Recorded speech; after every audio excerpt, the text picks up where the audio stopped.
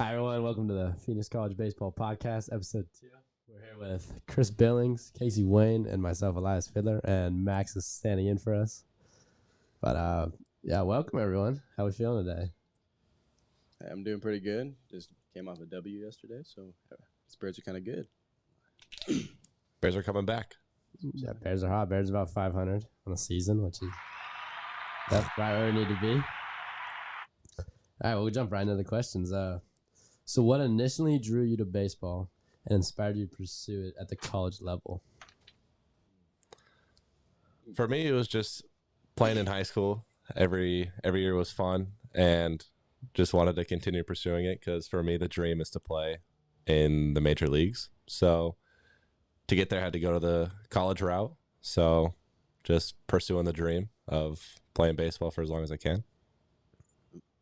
I always had the dream of playing college baseball. So, I mean, when I got the opportunity to come here, I was all for it. And I was still trying to get my dreams of going playing pro ball. So, Yeah, same. Pro ball, and then I was terrified of being a NARP. It's like a normal student person. Yeah. Didn't want to fall into $200,000 of debt. No, yeah. School's just paid, for fun. Yeah, school's paid for here. So. All right, how do you balance the demands of being a student athlete with all your games, practice, and your schoolwork? We're definitely student athletes, so academics come first. So making sure that you get your classes done on time is my priority. Making sure that classes are done on time. I get my schoolwork done at 5 a.m. after I get done working out. So, school here, I mean, I'll be honest, it's not that hard. So, I mean, it's pretty easy to keep up on. As long as you get things done on time, you're going to be perfectly fine. So that's good. Yeah, I just asked them to put me in the easiest class possible. So my schoolwork's not too hard. Yeah. Got about 3 classes. Are you in any English classes? Nope. Can't spell, so that's good. That's good. Okay. How's our team culture and dynamic impacted your experience as a college athlete here at Phoenix? So I've been here for 3 years, and the culture here has been fabulous. So we've been to the World Series the 2 full years that I've been here, and building culture has been something that has been really important to winning. You know, everyone being on the same page, everyone having the same focus is important for a team's ability to win, especially in close games. So our culture has been built over the last few years, and continuing that is something that's important to a team's chemistry and everything. I mean, as a freshman, I was coming in, I was kind of thinking, I'm like all the guys that are older than me, they're just going to have their own thing, and they're younger guys are just going to be left on our own. But that's not how it was at all. Like, everybody's like together. We don't really look at it as, oh, you're older than me, so you're like, I guess, like, more important, or like you're better than me kind of thing. But like, we're all together, and I feel like, and it's really nice because there's not like stereotypes. Yeah, but I agree. I don't feel like the cliquey nature here. At least at my old school, there was like a lot of cliques, and it was, if you're not in that, it was very separate, which is nice here. It's very family mentality and it's team oriented everything, which is awesome. I mean, you can see that even like in one of our weight room videos here. Over one. There we go.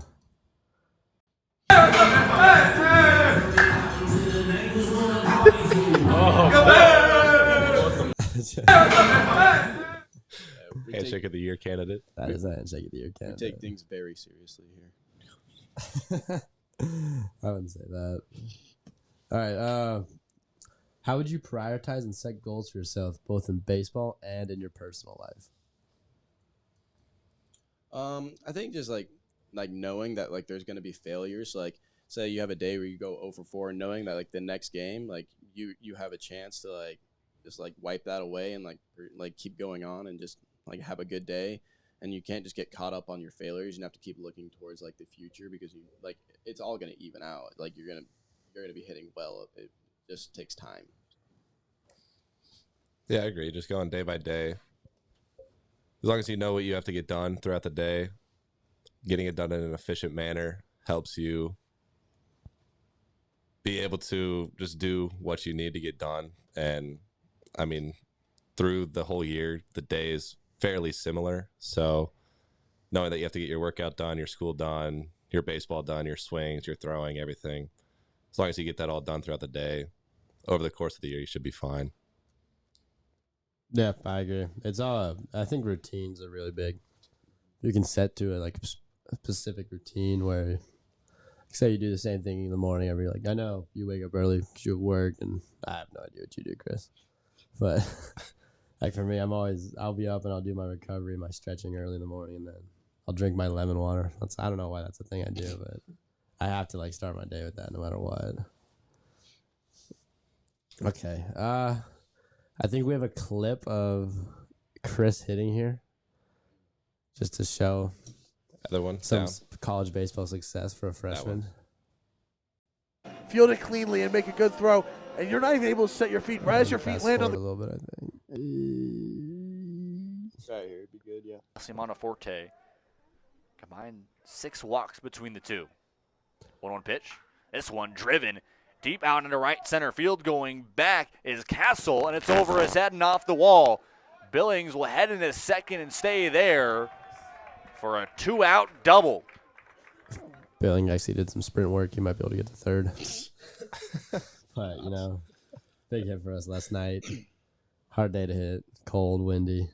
Yeah, no, we had 2 outs there, and it was evened up, and we were in the 6th, so we were only playing 7 because we'd gone extras the game before. So we really had to get it done, and when I got that double, then I got hit in, and then that's when we took the lead. So it's good. How do you have a mental preparation and approach for game days? For me, it starts in the morning with what I eat and pretty much what I listen to on the way to school. And my routine when I get to school, usually when I get to school, I go to the training room and get my body worked on, get my body ready to go into the game, which helps my mind get ready for the game. So kind of like what you were saying earlier with the routine, I have a routine for game days, and as long as that stays consistent, I know that I'm mentally and physically prepared to get what I need done for myself so that I'm as prepared as I can be for the game. Yeah, I think the big thing is we all hit together. We all go to the cages and we do the same thing every single day. So as long as we're consistent, like you're not nervous because you know that what you're doing is going to allow you to perform in the game. So it's just, as long as you're prepared, you'll be good. Yeah, I agree with the routine thing. Even if it's not working, like sticking to a routine is so great. Like I know you struggled the last weekend, Chris, and now you did really good yesterday, and I doubt you changed your routine at all. So I mean that always helps. All right, I think we have our first segment of the year. We're doing Would You Rathers. Oh, gosh. Okay. It was brought to you, Danny Magic, Phoenix College. Sorry. Is that what we're doing? Yeah. Okay. It was brought to you, Danny Magic, Phoenix College.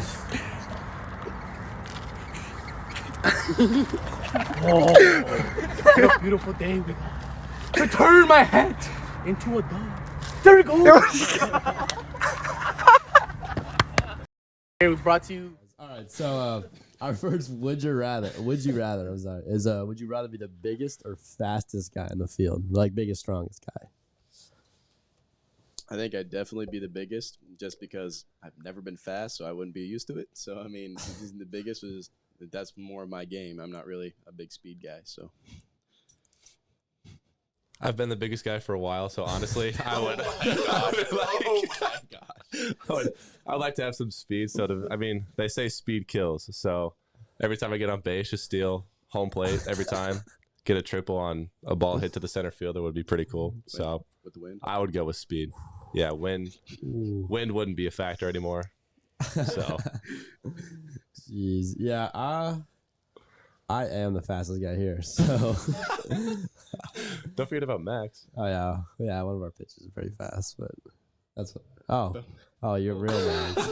I heard Matt. Yeah. Oh, I thought it said Max. Yeah, whatever. But so I think Vegas would be pretty cool. But okay, second one. Would you rather go 5 for 5 with 5 singles, and lose the game, or 1 for 5 with a home run and win the game? This is game 3 of playoff. No, game 2. So it almost matters. What? Almost matters. Yeah. Some Like, games don't matter. it's not life or death. Like this isn't game 3. I would rather go 1 for 5 with a home run and win. Yeah, I'm hitting the nuke. Yeah. You guys say that, but I would probably would too. But 5 for 5 sounds pretty good. Not gonna lie. Okay, last one we have. Not a team guy. I Not know. a team I guy. know, just- You heard it here first, guys. Not a team I guy. got it. Would you rather fight Coach Scott or Coach Hunter? How do you feel about that? Chris? I'd go after Scott because I know that Hunter knows some jiu-jitsu or something, and he would whoop my butt, guaranteed. So I mean, I think I have a better chance against Scott just because he's kind of older and put on a few pounds. Wow. I don't know. That's- Scott yeah. charges home plate to fight That batters. is true, I actually. don't know. Yeah. I don't know if that fire has been lost. I think that's definitely still there. I'd say Scott has a mixtape of all the fights he got. in the minor leagues. I would definitely take Hunter on. I mean, Really. Hunter's not as big, as Scott. I mean, who would win in a fight, Scott or Hunter? I don't know. You forget Scott's got the bum knee. That's what I'm saying. That's true. Yeah, he he did can't- just get a knee He can't surgery. really. Yeah, he's not gonna move too well. Just kick the knee and you probably win. Oh my gosh, How dare you? It's dirty. that's dirty. What Okay. about you? What about you? Me? Yeah. I think me and Hunter, we'd go to the ground pretty well. Wrestled a tiny bit in high school, so I feel like we'd be on the ground pretty quick. Low center of gravity guy, Hunter. So You don't think you could take Scott to the ground? I could take Scott to the ground. I would take Scott 10 times out of 10 times. I think Scott would scare me more, but I think Scott's the easier fight. Okay. Can you share any advice or tips for younger athletes who inspire to play college baseball? Yeah, I think a big thing is like constantly just working every day because eventually it's all going to pay out. Like I came in as a freshman in high school and I had been working my butt off to get there, and I got the opportunity to play varsity as a freshman. But like once I was there, like you can't be satisfied, and you have to keep working on, or else you're just going to fall behind to the guys that are working harder than you. So a big thing is just constantly working and working and never being satisfied for where you're at. Yeah, I definitely agree with that. Being consistent with your routine and going about it day by day. I mean, you'll probably see people in high school who don't take care of themselves or don't go to practice with the same mindset of getting better every single day, even if it's 0.1% or 1% better that day. Just constantly getting better, learning from your coaches, learning from other people, learning from people older than you, maybe that are better than you, just being able to learn from other people too and start networking with other guys can easily get you to the next level. It'll be much easier staying consistent than trying to do good one day and then you think you can take a day off the next day. It's like in this game you really can't take a day off. Yeah, I agree. I like Chris's thing with complacency. Like you're not like just taking days off just isn't really a thing. Like you have to find a way to do something pretty much every day. For me in high school, it was a lot of like asking questions. Like if you see guys that are like where you want to be, like why would not you not ask them every question for like what they're doing? Like I was super fortunate during COVID to have a bunch of pro and D1 guys around me. So I got to I picked the, I probably sounded stupid on most of my questions, but it probably helped me more than anything. Just like talking to those guys, just learning everything like about the game and stuff I had no idea that was even like part of the game, like learning spin rates and tunneling and learning all those things would just like just their work at like watching what they did every day on a daily basis. Like when you show up to the field and there's people already there and they're there every single day. Whenever you time to go to the field, like that's when like you're like, okay, like what is that guy doing that? Just a little bit more, but yeah, I'd say just again, like I'm a huge guy on a routine. Like just stay with the routine. Mm-hmm. That's so big. But what else do we have? All right. How is your experience playing college baseball different from the expectations of like what you thought it would be coming in?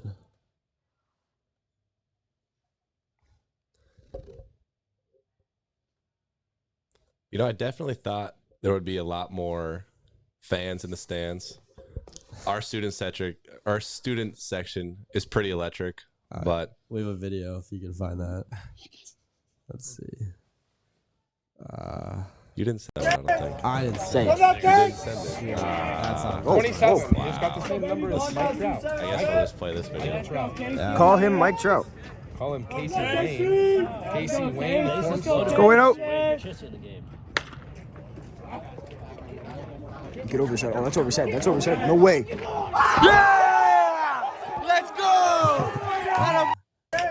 Yeah, there's a little walk-off and run from Casey.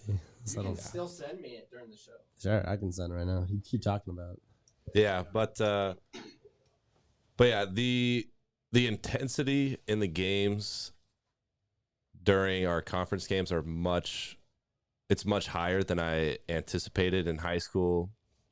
When we would play, it was kind of lax, and it didn't feel as important or as intense as the games are here. And the intensity that is brought to the field throughout 9 innings is it's a lot, and it's much more pressure filled if you think about it in that way during some of these games. So that was really the difference in the first year that I had here, is just the intensity and how good these players really are too. Yeah, coming in, I was thinking, like I'm gonna face like guys throwing like the mid 80s, and I'm just gonna be like, whatever. But like, I mean, we face guys throwing like low 90s and stuff, like almost like every day, and it's really impressive. I'm like, oh, I actually get good competition, so that means like I'm gonna get better looks from colleges because of the competition I'm facing. So I really enjoy it, actually. Yeah, I am right there with you on the fans. If we can play a video, you can see exactly what we're doing with on a daily The basis. student section, holy cow! The student section. Probably 15 fans. Like a regular. With an average age of 65. Yeah. It's pretty much like club ball when your parents come out to watch you, and that's the extent of the fans. Yeah. Which is still cool. It's great to have family. Yeah. It was a shock. For me on high school at least, I was fortunate enough to go on like some bigger Division I visits. And I went to some games where like there's a few thousand people there. I was like, wow, this is crazy. And now get here and there's 15. So that's like it's great though. Like we still have like a diehard fan of Marty Castro. Like that guy is always there for us. But yeah, I agree with Chris though. Like just the competition really, it shocked me my first time playing. Like I came out of high school very confident in myself, and I got humbled in the fall very quickly. So, All right. We're wrapping up here now. So, what has been the highlight of your year so far? Playing so far here. For me was probably that video that was just played. Was a walk-off grand slam run rule. That was pretty cool. But also just meeting a whole bunch of new teammates. Has been a completely new team this entire year, and that's been fun to meet some new guys and be a part of a whole new team with some cool guys.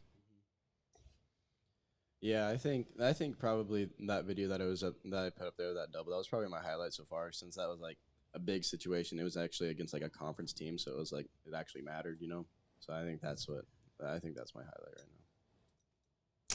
Yeah, but I say definitely just the guys, the culture. I don't really have like a moment. I've hit a few home runs, but it's whatever. But yeah, just meeting the guys and coaches, and I just really like the atmosphere and culture we build here. It's just a great place.